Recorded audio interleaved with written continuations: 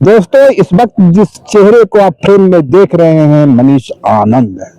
मनीष आनंद live दैनिक नाम का एक चैनल भी चलाते हैं और झारखंड की जो पॉलिटिक्स है उस पर इनकी गहरी नजर रहती है। तो मैं आज इसलिए मनीष आनंद जी के साथ हूं। विधानसभा का सत्र आज समापन की ओर है। करीबन एक माह का जो लंबा दौर रहा, उसके बीच में करीबन 17 या 18 दिन का जो सत्र रहा, इसकी उपलब्धियां क्या रही, चुनौतियां क्या रही, क्या सत्ता पक्ष विपक्ष के दबाव में आया और क्या विपक्ष और मुख्य रूप से कहें तो भाजपा विपक्ष की भूमिका निर्वहन करने में कामयाब हो रही, क्या वह सत्ता पक्ष को डॉक में खड़ा करने की स्थिति में खड़ी हुई।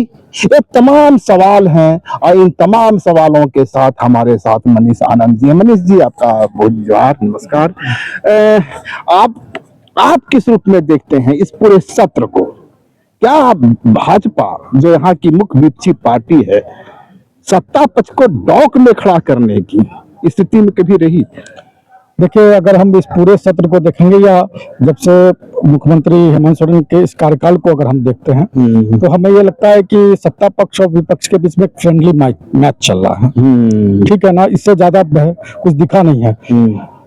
होता यह है कि अमूमन किसी भी विधानसभा या किसी भी सत्र में हो कि सत्ता पक्ष को घेरने की कोशिश की जाती है। यहाँ पर कोशिशें कम से कम इस सत्र में की गई हैं। इससे पहले के सत्र में वो भी कोशिशें नहीं हुई, लेकिन इस सत्र में कोशिश की गई। लेकिन जो जन मुद्दा होता है, उस जन मुद्दा को उठाकर यहाँ पर सत्ता पक्ष पर दबाव बना के उस मुद्दों को मनाने की जो कोशिश होती है, वो कोशिशें कहीं ना कहीं सत्ता पक्ष की तरफ से वो नाकाफी रही। अगर हम दूसरी तरफ अगर देखें तो आप देखेंगे कि विपक्ष में ही कहीं ना कहीं कई बार जो है वो सत्ता पक्ष में ही जो कई बार जो है वो विपक्ष को दबाव में लाए। अब जैसे देखिए, मीडिया के सुर्खियों में क्या आया? मीडिया के सुर्खियों में आया कि इरफान अंसारी रिक्शा चलाते हुए आ रहे हैं। ठीक है, मुद्दा गैस सिलेंडर का उन्होंने मुद्दा उठाया। जो काम बीजेपी को करना चाहिए वो काम कांग्रेस और झारखंड मुक्ति मोर्चा यहाँ करती हुई नजर है। वो केंद्र के इशू पर राज्य को मतलब यहाँ पर जो विपक्ष में है बीजेपी, उसको घेरने की कोशिश करती रही। और बीजेपी की तरफ से क्या किन मुद्दों को उठाया गया? हम कहेंगे कि उसको कोरम पूरा किया गया। जो कोरम पूरा किया गया, कई बार भर्तियों के नाम पर, कई बार जल की समस्याओं के नाम पर, इन सब चीजों को किया गया। लेकिन एक पुरजोर तरीके से जो विरोध होता है वो भी विरोध नहीं हुआ। कई बार ये भी देखने को मिला कि जो सत्ता पक्ष का साथ देते हुए कई बार विधायक सीपी सिंह का भी आप एक दो चीजों पर देख लीजिएगा कि कई बार वो सत्ता पक्ष का स्टैंड लेते हुए भी नजर आए। तो ये लगता है कहीं ना कहीं बीजेपी के अंदर जो एक होता है, एक यूनिटी होती है, वो भी नहीं दिखी। अब आधा सत्र जब आधा सत्र निकल गया बजट सत्र का, उसके बाद बीजेपी के विधायक दल की बैठक हुई। तो ये बताता है कि आपने कैसी तैयारी की थी, आपकी तैयारी कितनी नाकाफी थी। अब दूसरी तरफ अगर आप देख लेंगे तो सत्ता पक्ष ने इससे पहले सत्र अपने विधायक दल की बैठक भी की, लेकिन विपक्ष ने की। अमूमन विपक्ष ज्यादा करता है कि हमको कैसे सत्ता पक्ष को घेरना है, सत्ता घेरना है। एनडीए में जेडीयू भी है, आसू पार्टी भी है, उसको भी अपने कॉन्फिडेंट में नहीं ले पाई। जो इनको एनडीए का भले आपका एक ही विधायक है आसू का, भले जेडीयू का एक ही विधायक है, लेकिन आपको उनको भी अपने कॉन्फिडेंट में लेना चाहिए। और एक और चीज जो इस सत्र में देखने को मिला कि आपने देखा होगा कि कई बार कटौती प्रस्ताव जो है वो बीजेपी के विधायकों की जगह जयराम महतो उठाते रहे। यानी कि बीजेपी के जिन मुद्दों को चाहती है कि वो मीडिया में आए, मेन स्ट्रीम में आए, उन मुद्दों को जयराम के माध्यम से लाने की कोशिश की गई। यानी कि आपके पास वो चेहरा, वो नाम, वो उस चीज की कमी बीजेपी में साफ तौर पर झलक है कि बीजेपी की तैयारियां नाकाफी थी। इसलिए हम कहेंगे कि इस सत्र में भी बीजेपी अपनी छाप छोड़ने पे, विपक्ष के रूप में अपनी छाप छोड़ने में कामयाब होती हुई नहीं नजर आई। आपने कहा फ्रेंडली मैच से मुझे याद आया जयराम महतो का बयान, जब वो कहते हैं कि अब झारखंड में गैर कांग्रेस और गैर भाजपा सरकार बनने जा रही। क्या ये फ्रेंडली मैच उसी का नतीजा था या फिर भाजपा इतनी पस्त हो गई है, लोकसभा चुनाव, विधानसभा चुनाव, निकाय चुनाव, इतनी शिकस्त खा चुकी है कि अब उसके अंदर वो दम ही नहीं रहा जिस दम की बात पीएम मोदी करते थे 56 इंच के सीने की। और 56 इंच का सीना 56 विधायकों के सामने कहीं पस्त तो नहीं हो गया?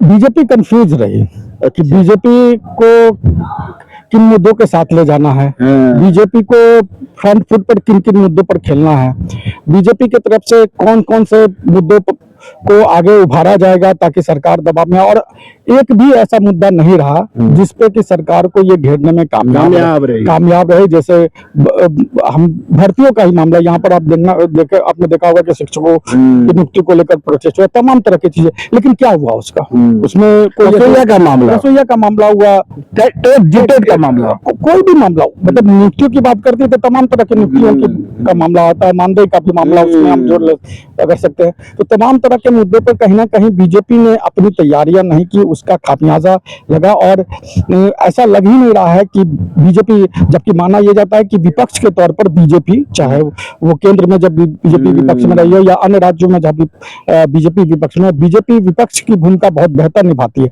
लेकिन दुर्भाग्य यह है कि झारखंड में बीजेपी उस स्थिति में नहीं है कि वो विपक्ष की पूरी तरह से भूमिका निभा पाए। इसका कारण क्या है? झारखंड में अमूमन हम पत्रकारों को देखने को लग रहा है कि बाबूलाल का अपना बीजेपी है, चंपाई सोरेन का अपना बीजेपी है, रघुवर दास जी का अपना बीजेपी है, इतने टुकड़ों में बीजेपी है कि भाजपा प्रदेश अध्यक्ष आदित्य साहू के पास कौन सा बीजेपी है, ये समझ में ही नहीं आया। नहीं, आपने बिल्कुल सही कहा, आपने 2 ही 3 नाम गिनाया।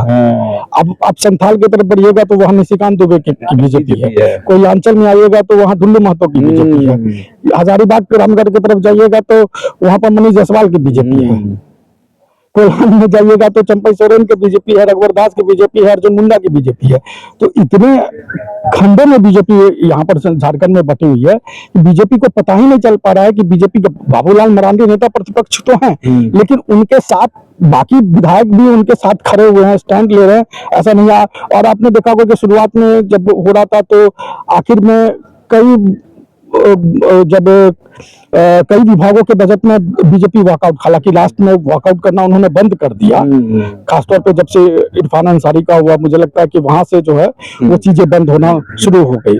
लेकिन बीजेपी की ये कमियां जो है ना, उसको कहीं ना कहीं हमें लगता है कि झारखंड में बता रही है कि झारखंड में बीजेपी की यूनाइटेड एक बीजेपी जो है वो यूनाइटेड बीजेपी नहीं है। अब केंद्रीय नेतृत्व इसको किस तरीके से देखा है, केंद्रीय नेतृत्व भी मुझे लगता है कि अभी थोड़ा सा रिलैक्स है, बंगाल के चुनाव पर ध्यान है, असम के चुनाव पर उनका ध्यान है, 2029 में चुनाव हो तो वो सोच रहे हैं कि जब होगा तब देखा जाएगा। लेकिन बीजेपी अमूमन करती ये है कि बीजेपी इस बीच में जब चुनाव हारती है तो वो मुद्दों को तैयार करती है, वो अपने लीडर को तैयार करते हैं, नए लीडर को तैयार करती है। जैसा हमने बंगाल में देखा कि बंगाल में इससे पहले का चुनाव देख ले तो बीजेपी कहीं नहीं थी, लेकिन इस कम बैक किया। लेकिन यहाँ पर बीजेपी कम बैक करते हुए नहीं दिखे। और जो राजनीतिक जानकार हैं उनको उनकी अगर मानिएगा, हमारी भी अगर मानिएगा, तो ऐसा लगता नहीं है कि बीजेपी अभी की स्थिति में जो है वो 2029 में भी तैयारी कर रही है। वो ऐसा लग रहा है जो आपसे शुरू में बात कर रहा था कि फ्रेंडली मैच जैसा लग रहा है कि सदन के बाहर भी और सदन के भीतर भी लग रहा है कि फ्रेंडली मैच जो है वो झारखंड मुक्ति मोर्चा और बीजेपी के बीच चल रहा है, जिसमें कि सरकार को घेरने में बीजेपी पूरी तरीके से फेल हो गई। एक और फ्रेंडली मैच मुझे नजर आ रहा है, हालांकि जयराम महतो विपक्ष की जो भूमिका होती है उसका पुरजोर निर्वहन कर रहे हैं, पर एक मैच उनके अंदर भी हेमंत सोरेन के साथ भी चल रहा है, लग रहा है वहां भी वो फ्रेंडली मैच खेल रहे हैं। जिस तरह से बंगाल चुनाव में उनकी एंट्री हो रही है तो निश्चित रूप से जो वोट कटेगा महतो कुर्मी समुदाय का, वो वोट तो अमूमन रहता है भाजपा का, तो निशान कहीं न कहीं ममता दीदी को वॉक ओवर देने की तैयारी कर रहे हैं। हेमंत सोरेन के साथ भी यदि मुद्दे की बात करें तो मुद्दे पर तो सहमत नजर, 1932 का खतियान हो, नियोजन का सवाल हो, स्थानीयता का सवाल हो, ये तमाम मुद्दे जेएमएम के हैं जिसे मुखरता से जयराम महतो उठा रहे हैं। तो कहीं नहीं लगता कि जेएमएम और जयराम के बीच में एक फ्रेंडली मैच है? मुझे आपने सही कहा कि थोड़ा सा स्पेस तो जयराम महतो को दिया जा रहा है। आप देख लीजिए कि जो जयराम महतो या उनके प्रशंसक जो कहते हैं कि 81 पर एक भारी है, तो निश्चित तौर पे आप देखिएगा कि जयराम महतो के जितने भी काम या जयराम महतो कोई अगर अपने क्षेत्र में काम कराना चाह रहा हो, दूसरे क्षेत्र में किसी मंत्रालय में काम चला रहे कुछ काम कराना चाह रहे हो, तो ऐसा नहीं है कि जयराम महतो का काम रुकता नहीं है। हमने कई बार देखा कि दूसरे विधानसभा क्षेत्र के भी लोग आके जयराम महतो के पास आते और जयराम महतो उनकी बातों को मंत्रियों तक पहुंचाते, उनका काम करते। तो ये बताता है कि जयराम महतो के भी ऑरा को अपने तौर पे या जयराम महतो मजबूत झारखंड में रहे। क्या जेएमएम की कोशिश है कि जयराम महतो के चेहरे को नॉरिश किया जाए, एक बड़ा चेहरा बनाया जाए ताकि भाजपा संकट में बना रहे? वो क्यों नहीं होगा? राजनीति में तो कुछ भी असंभव नहीं होता है। तो राजनीति में तो हो सकता है। हेमंत सोरेन राजनीति के बहुत चतुर खिलाड़ी हैं। आपने देखा होगा कि कैसे असम गए थे और अगले ही दिन जो है तरुण गोगोई को माफ करिएगा, गौरव गोगोई का आना पड़ गया। तो ये स्थिति बताता है कि हेमंत सोरेन कितने दूर की राजनीति चल रहे हैं। जो उन्होंने बिहार में जो कहते हैं ना, दूध का जला छाछ भी फूंक के पीता है, तो जो बिहार से जो उनका अनुभव है उसका उन्होंने असम में अपने तौर पर इस्तेमाल करने की कोशिश की। अब उसमें वो कितना कामयाब होंगे वो हमें पता नहीं है अभी, लेकिन एक स्मार्ट पॉलिटिशियन तो अभी जरूर बीजेपी के मुकाबले हेमंत सोरेन जरूर नजर आ रहा है। अभी हम ओवरऑल देखने की इस सत्र को हम किस रूप में याद करें? इस सत्र को हमें लगता है कि सिर्फ बजट के ही रूप में याद करना होगा, क्योंकि बजट में सरकार जो चाह रही थी वही चीजें होती जा रही है और ऐसा कुछ भी नहीं हुआ कि सरकार को दबाव में लगा के कुछ कर लिया गया। तो ये थे हमारे साथ मनीष आनंद जी, जिनका साफ मानना है कि इस पूरे बजट सत्र में कहीं भी भाजपा विपक्ष की उस भूमिका में धारदार नजर नहीं आई, दमदार नजर नहीं आई, और विपक्ष की जो भूमिका होनी चाहिए थी उसका निर्वहन कहीं न कहीं सत्ता पक्ष की ओर से किया गया हो, सत्ता पक्ष के विधायकों की ओर से किया गया। उसमें प्रमुख चेहरा प्रदीप यादव रहे। प्रदीप यादव इसके पिछले सत्र में भी सरकार को घेरते रहे थे, इस सत्र में भी सरकार को घेरने में उन्होंने कोई कसर नहीं छोड़ी। और एक आवाज जयराम महतो निश्चित रूप से सत्ता से सवाल करते जरूर नजर आए, लेकिन इसके साथ ही एक जेएमएम और जयराम के बीच एक फ्रेंडली मैच भी होता नजर आया। कुल मिलाकर के इस सत्र को किसी विशेष उपलब्धि के लिए याद नहीं किया जा सकता। हाँ, एक बजट सत्र था, वह बजट सत्र गुजर गया और सत्ता पक्ष मजबूती के साथ तमाम कार्यवाहियों को करवाने में सफल रहे। लाइव लगातार के वीडियो को लाइक करें, सब्सक्राइब करें और बेल आइकन को दबाना न भूलें।